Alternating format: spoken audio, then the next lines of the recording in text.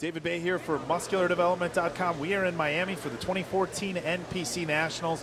I'm hanging out here with super heavyweight competitor Ambrose Middleton. Ambrose came in here last year, 10th place, not where you wanted to be. I mean, obviously placing top 10 at a show of this caliber, you know, something you can hold your head high about. Came back at the USA's this year in 2014, moved up significantly, made it into that top 5 in 5th spot. You know, from July to November, we're talking less than 4 months. So it can be it's a tricky period from a diet standpoint. You can't go into a full off season, but obviously that's too long to hang on to a diet. So, you know, tell us what you've been doing as far as your prep and how you've handled, you know, kind of this awkward time frame in between the two shows. Well, basically, I really didn't have a quote, you say, full off season. I probably only got up to maybe 275, 280 in the off season. Kept the diet relatively clean, just cut back on the cardio. But what I really wanted to do for this show is come in with the same, I guess, conditioning that I did at the USA, but come in with more fullness, which is what I was shooting for this time. In the past, I used to kind of overdo the cardio and eat up too much muscle, trying to stride the glutes, and now I figured out a better way of striding the glutes without eating up so much muscle and doing so much cardio. And now I 100% don't cheat.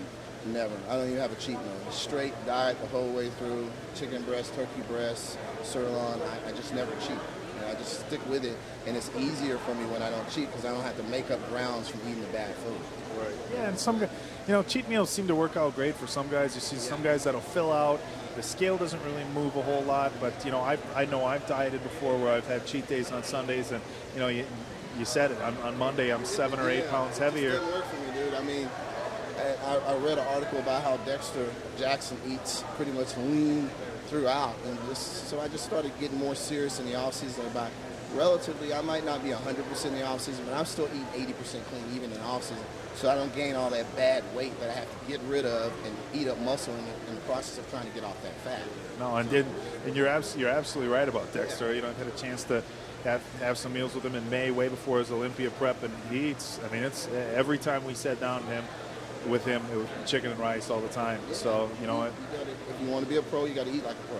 Yeah, people think. Yeah, I think people think like certain guys have metabolisms where they can eat whatever they want, which, you know, might be the case to some extent. But you know, if you want to stay lean like that all year round, eating clean is important. Yeah. You know, you talked about your off-season weight. You got up to about 280. What did you weigh in here at check-ins today?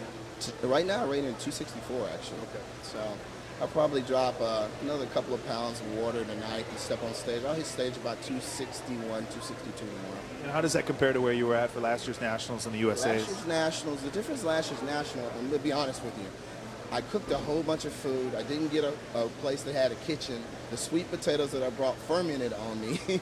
So I was eating like spoiled food, so it made my stomach really bloat up. So I held on more water weight because of that. I kept it in an ice cooler thinking that was going to work, and it did.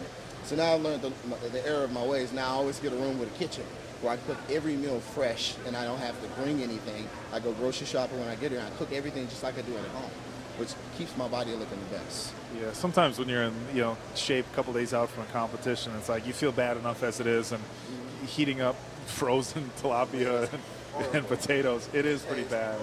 So he's right, guys. If you're going to travel and do a national show, getting a place with a full kitchen, it's you know, it's priority. My girlfriend now, she cooks all my food, 10 to 1, so lucky man. Yeah, she wakes me up. I'll be asleep, and she'll wake up. Time to eat again. And I go back to sleep. Time to eat again. And so I'm eating good meals, and it's all fresh. So it makes it a lot easier when you have somebody, you know, that has your back. Oh, it makes things a little bit more tolerable in the last few days, too. So, all right, man. Well, appreciate your time. We're going to wrap things up here. From myself and everybody at MuscularDevelopment.com, best of luck at the competition tomorrow, guys. Prejudging starts at 1 o'clock, and if I am correct, we're starting with the bodybuilders, so things should get rolling pretty snappy. You know, they've been pretty sharp with the last few shows as far as getting things going on time and moving things in a good manner. So, best of luck, guys. This is David Baye with super heavyweight competitor Ambrose Middleton from the 2014 NPC Nationals for MuscularDevelopment.com.